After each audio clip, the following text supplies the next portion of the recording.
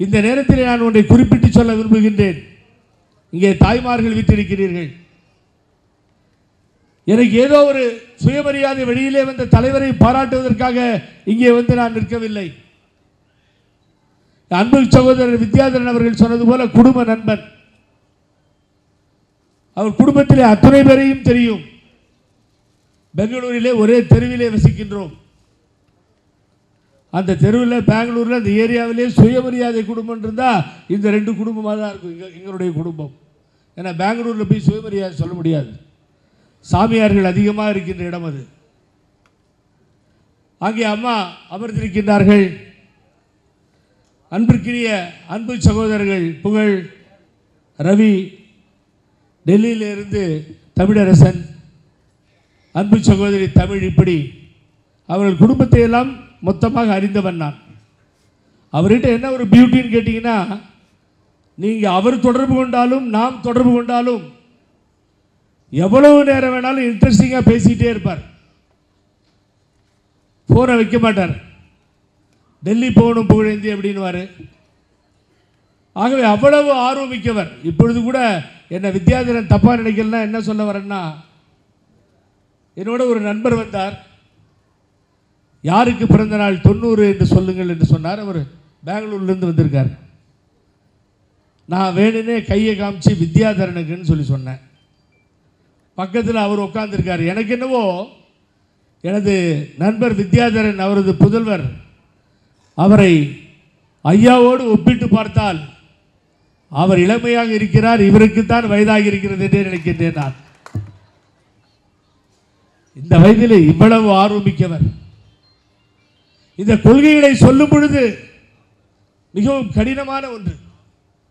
நான் பயணித்த அனைத்து இந்திய அண்ணா திராவிட முன்னேற்ற கழகத்தினுடைய நாடு போற்றும் நல்ல திட்டங்களை எல்லாம் தந்து ஏழையின் சிரிப்பிலே இறைவனை பார்த்த புரட்சி தலைவி அவர்களிடத்திலே நான் கண்டதெல்லாம் கொண்டதெல்லாம் ஒன்றே ஒன்றை இங்கே நான் சொல்ல கடமைப்பட்டிருக்கின்றேன். ஒரு கோட்டா இருக்குங்க, ஸ்போர்ட்ஸ் கோட்டா. அந்த ஸ்போர்ட்ஸ் கோட்டாவில் வெளி மாநிலத்திலிருந்து இந்த மாநிலத்துக்கு நீங்கள் அப்ளை பண்ணலாம். ஒருத்தரை செலக்ட் பண்ணுறதுக்கு சட்டத்தில் இடம் இருக்கு. ஒரு பெண்மணி கர்நாடகாவிலிருந்து இங்கே அந்த ஸ்போர்ட்ஸ் கோட்டாவில் வந்து எல்லாத்தையும் முடித்து கலந்துக்கிட்டு மார்க்ஸ் வாங்கி அதுக்கு பின்னாலே அது ஒரு நாள் இடம் கிடைக்கவில்லை. என்னுடைய வீட்டிற்கு வருகிறது. அம்மாவிற்கு மிகவும் வேண்டப்பட்டவன் நான் என்பதாலே வீடு தேடி வருகிறது. எங்களுடைய மாவட்ட செயலாளர் குமார் அழைத்து வருகிறார். என்னம்மானா ஓன்னு அழுதுச்சு. என்னம்மா அழுகிறாய், ஏன் என்ன விஷயம் சொல்லு. இல்லைண்ணா நான் பெங்களூர் சென்னை போய் எல்லாம் கலந்துட்டேன். எவ்ரிதிங் இஸ் பர்ஃபெக்ட்லி சரியாக இருந்தது, எல்லாமே எனக்கு கரெக்டாக இருந்தது. என்னுடைய மனுவை ரிஜெக்ட் பண்ணிட்டாங்க, அம்மா கவர்மெண்ட்டில் ரிஜெக்ட் பண்ணிட்டாங்க. என்ன காரணம்னு கேட்டிங்கன்னா, ஃப்ளாட் ஃபுட் என்று சொல்லுவார்கள். கால் வந்து கீழே பாதை இப்படி மடங்கி இருக்கும். அந்த பாதை வந்து நேராக இருந்துச்சுன்னு வச்சுக்கோங்க, அப்போ எலிஜிபிலிட்டி இருக்காது. ஆகவே அந்த கால் நேராக இருக்கிறது என்று சொல்லி சர்டிஃபிகேட் கொடுத்துட்டாங்க. நான் சொல்லி அந்த குழந்தை என்னிடத்தில் காலை காட்டுகிறது. எனது துணைவியார் நான் பார்க்கிறோம். பார்த்தால் அந்த கால் நன்றாகவே இருக்கிறது. திட்டம் போட்டு அந்த கால் சரியில்லை என்று சொல்லி ஒரு சான்றிதழை கொடுத்து அந்த பெண்ணை நிராகரித்து விட்டார்கள். என்னால் தாங்க முடியவில்லை. பின்னால் அந்த காரணத்தை சொல்லுகிறேன். உடனடியாக அந்த பெண்ணை அழைத்து வந்து அம்மாவிடத்திலே சென்று சொல்லுகிறேன், இந்த பெண்ணுடைய கால் சரியாக இருக்கிறதம்மா, நம்ம கவர்மெண்ட்டில் இப்படி ஒரு சர்டிஃபிகேட்டை கொடுத்து இந்த பெண்ணை அதற்கு கிடைக்க வேண்டிய அந்த பணியை அவர்கள் ரிஜெக்ட் செய்து விட்டார்கள், கொடுக்கவில்லை, மறுத்து விட்டார்கள் என்று சொல்லுகிறேன். அதை வாங்கி பார்த்துட்டு இப்படி பார்த்தாங்க, திருப்பி பார்த்தாங்க. பார்த்த உடனே அவர்கள் பக்கத்தில் இருந்த செக்ரட்டரியை கூப்பிட்டு டீன் தலைமையில் 2 பேரை போட்டு செக் பண்ணி அந்த கால் சரியாக இருக்கா இல்லையான்னு தெரிஞ்சு என்கிட்ட சொல்லுங்கன்னு சொன்னாங்க. உடனடியாக 2 நாளில் விசாரித்து தவறாக சான்றிதழ் வழங்கப்பட்டு இன்னொருவருக்கு அந்த வேலை கொடுக்கப்பட்டிருக்கிறது, தவறு என்று அவர்கள் விசாரித்து உண்மையை முதல்வரிடத்திலே சொல்லுகிறார்கள். உடனடியாக யார் செய்தார்களோ அவர்கள் சஸ்பெண்ட் செய்யப்படுகிறார்கள். அந்த பெண்ணுக்கு அந்த எஸ்ஐ பதவி வழங்கப்பட்டு புரட்சி தலைவி ஜெயலலிதா என்கின்ற கையெழுத்துடன் ஆர்டர் உத்தரவு வழங்க உத்தரவிடுகிறார்கள். உத்தரவிட்டவர்கள் அழைத்த அந்த பெண்ணை பாராட்டிய இடத்திலே சொல்லுகிறார்கள், புகழேந்தி, நீங்கள் அருமையான வேலையை செய்தீர்கள், இதை கண்டுபிடித்து சொன்னீர்கள்.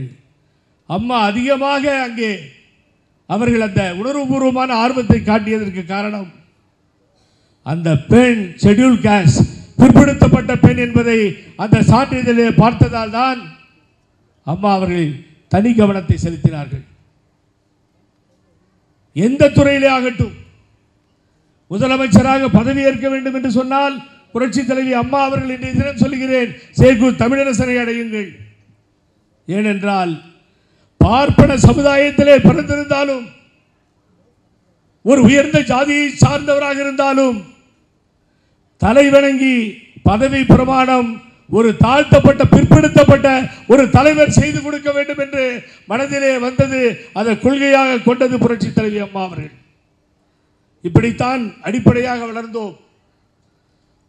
கிட்டத்தட்ட 50 வருடங்களுக்கு முன்னாலே ஞாயிற்றுக்கிழமை 4:30 to 6 மணியிலே சுயமரியாதை திருமணம் எனது தந்தைக்கும் தாய்க்கும் தந்தை பெரியார் அவர்கள் தலைமையில் நடந்தது. 6 முறை தமிழ் போராட்டத்திற்காக சரி சென்றிருக்கிறார்கள். எத்தனையோ கருத்துக்களை பேச வேண்டும், ஆங்கிலத்திலே பேச வேண்டும், இந்தியிலே பேச வேண்டும் என்று ஆர்வமாக வந்தேன். இன்றைய தினம் ஐயா ராம்விலாஸ் பாஸ்வான் அவர்கள் இங்கே வரவில்லை, வர இயலவில்லை. எனக்கு நன்றாக நினைவிருக்கிறது, முதலமைச்சர் பதவியை இந்தியாவிலே வேண்டாம் என்று சொல்லி தூக்கி எறிந்த ஒப்பற்ற தலைவர் தான் ராம்விலாஸ் பாஸ்வான் அவர்கள். எனக்கு தெரியும். இன்னைக்கு முதலமைச்சர் பதவி காலில் விழுந்து வாங்கிட்டு சீட்டை விட்டு எழுந்திருக்கவே மாட்டேன்றான். 4 வழின்றான், 6 வழின்றான், 8 வழின்றான், பின்பக்கம் எல்லாமே புறம்போக்கு வழியா இருக்கு. ஆனால் பதவிகளை தூக்கி எறிய தயாராக இருந்த தலைவர்களிலே ஒருவர் ராம்விலாஸ் பாஸ்வான் அவர்கள். அதை தேர்ந்தெடுத்தவர் அந்த தலைவர் தான். அண்ணல் அம்பேத்கர் வழியிலே சரியான தலைவர் என்று சந்திரகாசன் அவர்கள் ஐயா அவர்கள் தேர்ந்தெடுத்திருக்கிறார்கள். ஒழுக்கம் தான் காரணம், நேர்மைதான் காரணம். இந்த குடும்பத்தை நான் அறிவேன். எத்தனையோ தலைவர்கள் பக்கத்திலே அவர்கள் பயணித்திருக்கிறார்கள். ஒரு டிரான்ஸ்ஃபர் கூட வாங்க முடியாமல் கஷ்டப்படுவாங்க. எனது அன்பு சகோதரர் வித்யாதரனுடைய துணைவியார் அவர்கள் கஸ்டம்ஸ் ஆபீசர். ஒரு நாள் என்னாச்சுன்னா தெரியாமல் சிங்கப்பூர் போய் திரும்பிக்கிட்டு இருக்கேன். ஃப்ளைட் வந்து கீழே லேண்ட் ஆகுது. சும்மா எல்லாம் என்ன பண்ணன்னு கேட்டிங்கன்னா, ஒரு 2 வலையில் வாங்கிட்டேன். வர வர எவ்வளோ அலோவ் பண்ணுவான், என்ன பண்ணுவான், இங்கே வந்தால் கஸ்டம்ஸில் ஃபைன் போடுவான். சரி, நம்ம தான் வித்யாதர மாமா இருக்கார் சொன்னால் அவர் அப்புறம் அவங்க வீட்டில் சொல்லுவார், ஏதாவது ஹெல்ப் பண்ணுவார்னு அடிக்கிறேன். இவர் ஃபோன் எடுக்கலை, அவங்க ஃபோன் எடுத்துட்டாங்க. மேடம் இப்படி ஒரு விஷயம், 2 வளையல் வாங்கிட்டு வந்திருக்கேன் ஒய்ஃபுக்கு, அதை கீழே வந்து கொடுக்கணும், கொஞ்சம் ஹெல்ப் பண்ணிங்கன்னா அப்படியே எடுத்துகிட்டு வெளியில் போயிடலாமா, இல்லை ஏதாவது என்ன பண்ணணும் டேக்ஸ். இதை சொன்ன உடனே அவங்க ஹெல்ப் பண்ணுவாங்க 100%. நான் சொன்னேன். அவங்க என்ன பண்ணாங்கன்னு கேட்டிங்கன்னா, நான் ஒரு மீட்டிங்கில் இருக்கேன் அப்புறமா பேசுகிறேன்னு கட் பண்ணாங்க பாருங்கள். அதுக்கு பின்னாடி 100 கால் அடிச்சிருக்கேன், 100 எடுக்கவே இல்லை. நானே இறங்கி போய் வாலண்டியாக டிக்ளேர் பண்ணி அதுக்கு எவ்வளோ கட்டுமோ கட்டி வெளியே எடுத்துகிட்டு போயிட்டேன். இப்படி ஒரு நேர்மையான குடும்பம். அங்கே இந்த ரவீன் பெங்களூரில் இந்த தினம் சிறையில் இருக்கின்ற சின்னம்மா அவர்களுக்கு அவரை நிறுத்திடுவேன் பக்கத்தில், நான் போக மாட்டேன். பக்கத்தில் இருந்து அவ்வளவு பாதுகாப்பாக இருப்பார். இப்படித்தான் அந்த குடும்பத்தை பார்த்து வளர்ந்தோம். என்னுடைய அப்பா சாகும்பொழுது 94 வயது.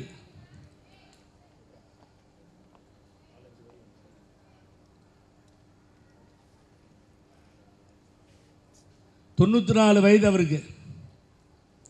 அங்கே ஓடி வந்தார்கள். எனது அப்பாவை அந்த இரங்கலிலே அவர்களும் கலந்து கொண்டார்கள். ஐயா அவர்கள், அருமை சகோதரர் வித்யாதரன் அவர்கள். இது ஒரு அண்ணல் அம்பேத்கர் பெரியார் வழியிலே வந்த குடும்பம். அரசியலிலே எவ்வளவு மேலே வளர்ந்தாலும் சரி, இந்த கட்சியிலே இன்றைய தினம் நான் எங்களது தலைவர் டிடிவி தினகரன் அவர்களை உருவாக்கி ஒரு ஃபேக்ஷன், ஒரு அணியை உருவாக்கி நான் போராடி வந்தாலும் சரி, என்னை பார்த்து யாராவது எதை முதலிலே கையிலே எடுப்பீர்கள் என்று சொன்னால் நான் மிக தெளிவாக சொல்லுவேன், அண்ணல் அம்பேத்கர் தந்தை பெரியார் கொள்கைகளைத்தான் கையிலே எடுப்பேனே தவிர வேறு எந்த அரசியலும் எங்களுக்கு அப்பாற்பட்டது. அதை பற்றி கவலைப்படாதவன் நான். ஆகவே இப்படியே வளர்ந்தோம், அப்படித்தான் வாழ்ந்து கொண்டிருக்கின்றோம். ஒன்றை உணர வேண்டும் பெரியோர்களே, தாய்மார்களே, எப்பொழுது தெரிகிறது அண்ணல் அம்பேத்கர் அவருடைய புகழ் எங்கே நிற்கிறது, தந்தை பெரியார் அவர்கள் எங்கே ஓங்கி நிற்கிறார் என்று சொன்னால், தந்தை பெரியாரை பற்றி தரக்குறைவாக எவனோ ஒருவன் அனாதை, அரசியல் அனாதை தமிழ்நாட்டிலே பேசினானே, அன்றைய தினம் அவனுக்கு தெரிந்தது தந்தை பெரியார் யார் என்று சொல்லி. ஆனால் அம்பேத்கர் மீது, அந்த சிலையின் மீது தவறான செய்திகளை யார் செய்கிறார்களோ அன்றைய தினம் தெரிகிறது பெரியோர்களே அண்ணல் அம்பேத்கர் புகழ் எங்கே நிற்கிறது என்று சொல்லி. எத்தனை ஆண்டு காலத்தை கடந்து விட்டோம். ஊபியிலே தந்தை பெரியாருக்கு விழா எடுக்கிறார்கள், மத்திய பிரதேசத்திலே தந்தை பெரியாருக்கு விழா எடுக்கிறார்கள். எத்தனை இடையூறுகளை எஞ்சி முத்தமிட்டு முன்னேறிய டாக்டர் அம்பேத்கருடைய பிறந்த நாள் விழாக்களாகட்டும், எந்த கொள்கை சார்ந்த விழாக்களாகட்டும், அது சோர்வடைவதே இல்லை. தமிழகம் முழுவதும், இந்தியா முழுவதும் அதை கொண்டாடுகின்றோம். அண்ணல் அம்பேத்கரும் தந்தை பெரியாரும் இல்லை என்று சொன்னால் இன்றைய தினம் நாம் மனிதர்களாக நிமிர்ந்து நிற்க முடியாது, அடிமைகளாகத்தான் வாழ்த்திருக்க முடியும். நம்மை இல்லாமல் செய்து விடுவார்கள். வடக்கிலே இருப்பவர்கள் இன்றைய தினம் அதை செய்து கொண்டிருக்கிறார்கள். நான் சொல்லுகிறேன், எத்தனை பேர் வந்தாலும் சரி, ஐயா சந்திரகாசன் போன்றவர்கள் இங்கே ஊற்றுவித்திருக்கின்ற இந்த கொள்கைகள் இருக்கின்ற வரை அண்ணல் அம்பேத்கரையும் தந்தை பெரியார் புகழையும் எவராலும் கெடுக்க முடியாது என்பதுதான் உண்மை பெரியோர்களே. ஆகவே இந்த நிகழ்ச்சியிலே கலந்து கொள்ள வேண்டும். இந்த நிகழ்ச்சியிலே ஐயாவை வயதில்லை என்றாலும் வாழ்த்த வேண்டும். அவங்க பேசிட்டு என்ன பண்ணுவார்னா, இன்னொரு பியூட்டி, இப்படி தான் நாங்கள் வாழ்ந்துட்டோங்க வீட்லேயும் சரி, ஃபோனை உடனே அம்மாட்ட கொடுப்பார். அவங்க என்ன புகழேந்தி சௌக்கியமான்னு கேட்பாங்க. இப்படிப்பட்ட ஒரு அன்பு பாசம் கொண்ட குடும்பம். நான் ஒன்றை நினைவுபடுத்துகிறேன், இங்கே இருக்கின்ற நிர்வாகிகளுக்கு, லோக்சக்தி இந்த கட்சியை சார்ந்த, லோக் ஜனசக்தி கட்சியை சார்ந்த தொண்டர்களுக்கு நினைவுபடுத்துகிறேன். நான் ஓடோடி முதலிலே பார்த்தது வித்யாதரன் அவர்களை. அவருக்கு நினைவிருக்கிறதோ இல்லையோ தெரியாது, மருத்துவமனையிலே அவர்கள் ஓங்கி மேலே வருகிறார்கள் என்று தெரிந்ததும் தாக்கப்பட்டார்கள். தாக்கப்பட்டு மருத்துவமனையில் இருந்தார்கள். ஓடோடி பார்த்தேன். ஆகவே ஐயாவாகட்டும், திரு வித்யாதரனாகட்டும், அவரோடு சேர்ந்திருக்கின்ற தொண்டர்களாகட்டும், உங்கள் அத்தனை பேருக்கும் சொல்லுகின்றோம், நான் சார்ந்திருக்கின்ற இந்த இயக்கத்தின் சார்பில், திராவிட இயக்க வரலாற்றின் பின்னால் தான் நான் இருக்கிறேன் என்று சொன்ன எங்களது தலைவர் டிடிவி தினகரன் சார்பில் சொல்கிறேன், எப்பொழுதும் உங்கள் பக்கத்திலே இருப்போம். உங்களது ஆணைகளுக்கு ஏற்ப இந்த கொள்கைகளை நிறைவேற்றுவதிலே நாங்கள் முதன்மையாக இருப்போம் என்பதை எடுத்து சொல்லி, இந்த அரிய வாய்ப்பினை நல்கிய உங்களுக்கு நன்றியும் கூறி, நிச்சயமாக இடையிலே மிஸ்டர் பஸ்வான் அவர்கள் வருவார்கள். இங்கே ராம்விலாஸ் பாஸ்வான் அவர்கள், முக்கியமான சந்தர்ப்பம் இன்றைய தினம் அவர்கள் இங்கே இல்லை என்று சொன்னாலும், எனக்கு என்னவோ அவரை பார்த்தா ஈஸியா 100 வயசை கடந்துருவாருன்னு தான். ஈஸியா, அவர் ஒன்றும் பெரிய கஷ்டமா தெரியல அவரை பார்த்தா எனக்கு. அதுக்கு தான் அந்த பெரியாருடைய கவிதையா சொன்னேன், ஊன்றி வரும் தடி சற்று நடுங்கக்கூடும், உள்ளத்தின் உரத்தினிலே நடுக்கும் இல்லை, வந்தவழும் வெண்மேக தாடிய வளமான சிந்தனைக்கு ஒரு ஆட்டம் இல்லை என்று சொன்னேன். அது மாதிரி அவரிடத்திலே கொண்ட கொள்கைக்கும், அந்த வீரத்திற்கும், ஆற்றலுக்கும், அந்த அறிவிற்கும், அந்த தாழ்த்தப்பட்ட சமுதாய மக்களுக்காக பணிபுரிய வேண்டும், எழுத வேண்டும் என்ற சிந்தனைக்கும் எந்த ஆட்டமும் இல்லை. ஐயா, நீங்கள் நீடூடி வாழ்க வாழ்க என்று வாழ்த்தி வணங்கி இங்கிருந்து விடைபெறுகின்றேன். நன்றி, வணக்கம். இந்த வாய்ப்பினை நல்கிய வித்யாதரன் அவர்கள் வேறு இல்லை, நான் வேறு இல்லை.